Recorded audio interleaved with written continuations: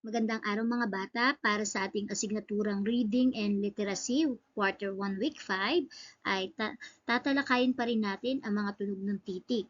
So kapag alam ang tunog ng titik, tayo ay matutulungan sa pagbabasa. Kaya marapat lamang na tandaan natin ang tunog ng bawat titik sa ating alpabeto.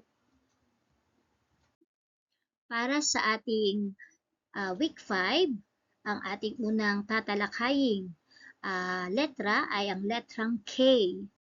At ang letrang K ay may tunog na k, k, k. Narito mga bata ang isang tula na gumamit ng mga salitang may letrang K. Ito ay pinamagatang ang tindah ni Kikay. Kalamay! Kalamay! Sigaw ni Kikay. Hawak ang bilao ng maliliit niyang kamay. Masarap po ito at hindi nakakaumay. Katakam-takam at may iba't ibang kulay. May isang babaeng kumakaway. Mabilis itong nilapitan ni Kikay. Pabili ako ng 2 kalamay. Paborito kasi yan ng anak kong si Mikay.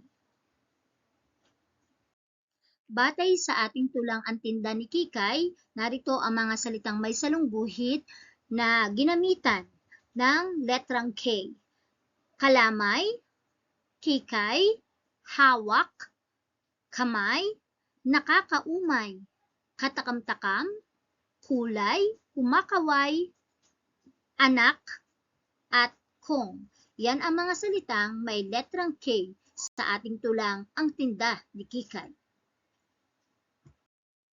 Narito ang pares ng mga salita mula sa ating binasang tula. Kulay, Kikay. Kamay, Mikay.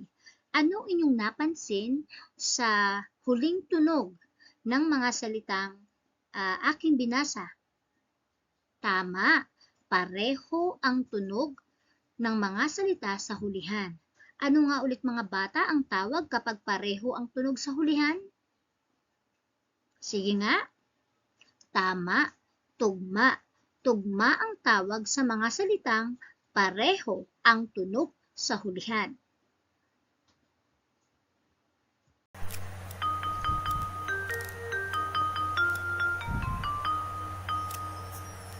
Ano ang tunog ng letrang K, ng letrang K, ng letrang K? Ano ang tunog ng letrang K? Ka, ka, ka. Ano ang tunog ng letrang K, ng letrang K, ng letrang K? Ano ang tunog ng letrang K?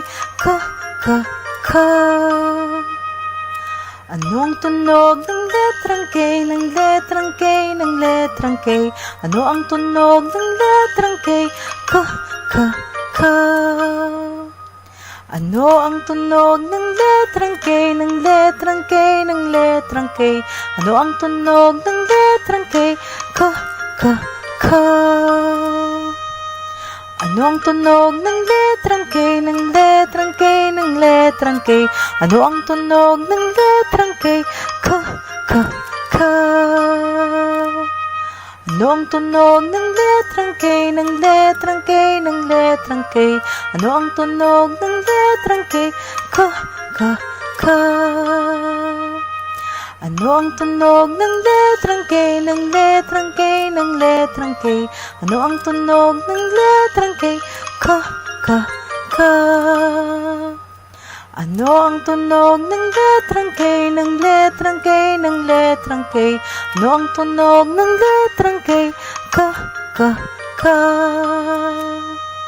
Ano ang tunog ng letrang K, ng letrang K, ng letrang K? Ano ang tunog ng letrang K? Ka, ka, ka.